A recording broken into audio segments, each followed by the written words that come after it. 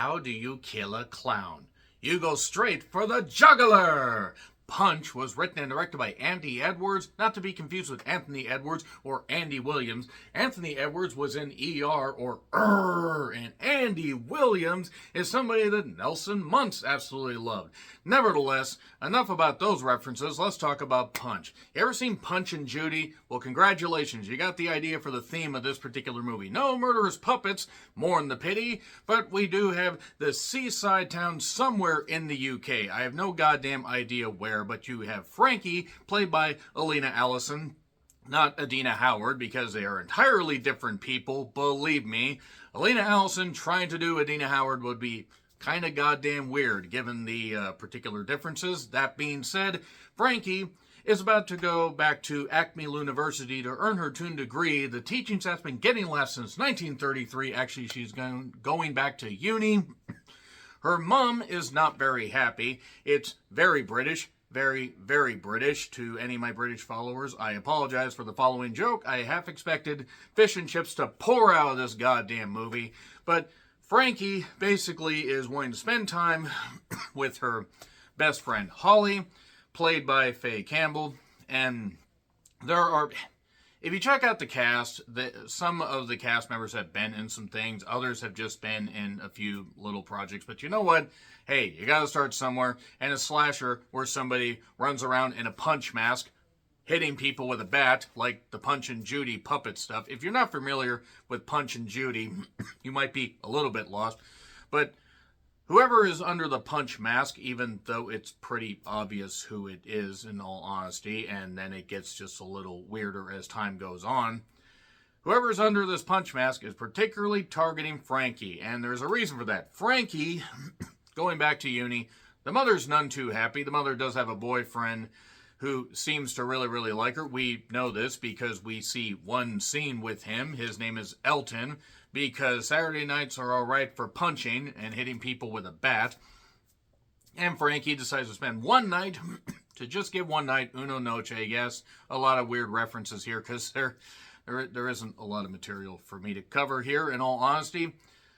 She spends time with her friend Holly, and others, including a guy that she likes.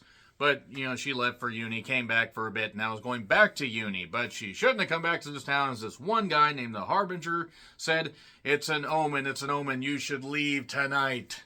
You should leave tonight. If you don't, oh no. And then somebody shows up in a punch mask and starts hitting people and cracking a lot of funny lines. Some lines that made me laugh. Actually, I have to be perfectly honest, the one-liners from the person playing Punch actually were the best part of this movie. The main drawback of this is you don't particularly care about any of the characters, and this has nothing to do with the acting. It has to do with how the characters are written, or rather, not written. Frankie, I mean, she's our main heroine, and you don't really care. You kind of find her not necessarily to be very resourceful. There's a reason why she has a fear of the person, you know, or somebody wearing a punch mask. She was apparently traumatized when she was a kid, I guess. Look, this movie's about 81 minutes, and it really just utilizes as much of that time as possible to set up a little bit of story, and then we get the person playing Punch eventually showing up and killing people in admittedly somewhat creative ways. I did like one particular bat scene with 2 women in, not an alleyway so much, it's more on a pier because, you know, it's a beachside British town. And then from there, Frankie just has to try and use which she has, which isn't admittedly all that much because she's not very, very smart.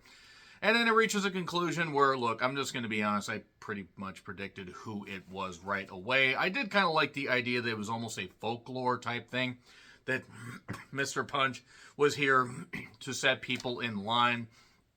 And it's like urban legend, so to speak, that the parents told their teenagers to keep them in line, don't do bad shit, no premarital sex, no drugs, no drinking, no debauchery. We don't settle for debauchery. I'm so sorry to every British person for attempting to do a British accent. I do horrible British accents. The movie is all right. It's not great. It's all right. I did spend a few bucks to watch this on Amazon. And unless a movie is on a streaming service, I encourage you guys to, pay. Don't illegally stream this stuff. Give it a shot. If you end up not enjoying it, okay, then do your own review and figure out, what you didn't like about it. This is all right. It's not something that I necessarily enjoyed. I didn't hate it, though. I enjoyed a few parts, but overall it just kind of didn't necessarily work. I'm going to get into spoilers, so it's available for a few bucks on Amazon, and you get to hear somebody and watch somebody in a punch mask make funny jokes. A lot of funny jokes. Some that landed better than others. 3, 2, 1. Spoilers. Okay, it's the mother. The mother and Elton. And everyone else. No, really, that's what it is. It actually turns out to be a cult-like thing that they show at the end. No, that's actually really what they do. They kind of just slam that in at the end. I guess maybe the idea is everybody's in on this to keep the citizens there, that they don't want people to leave. They want people to do good. Yeah, I pretty much figured out from the opening song that it was Punch and Judy. There was no real good phone signal. There isn't a lot to this. There really isn't. When you strip it down, it's a halfway decent slasher that really falls off in the third act. I mean, the buildup is all right. There's a rave scene that's halfway decent, with a bunch of people in body paint. Some are all naked, and then they get picked off by the person in the punch mask, whoever that is. It could be a few people that were actually under the punch mask, considering that there are moments where you're like, okay, they're in this house, and how the fuck did they get back there? How'd they get into this car? Maybe they can teleport. The dynamic between Frankie and Holly is all right. You can kind of tell that they're friends. There's one woman, Tamara and Sarah Alexandra Marks, who I swear I've seen her in something. Need to check out more of her IMDb page because she looks really familiar. And from there, we get we get the rave scene. We get people taking drugs at a rave where you don't really know anybody. It's fine. It's fine. Don't do drugs, kids. Or do them in moderation. Punch takes people out. I did kind of like how he killed one bride by putting a bat down her throat. That was kind of funny. That was kind of funny to me. I don't know why that was funny. There was one joke that he made about black eyes where some people won't laugh, some people will. I did because I have dark humor, but if you know the joke, you know what I'm talking about.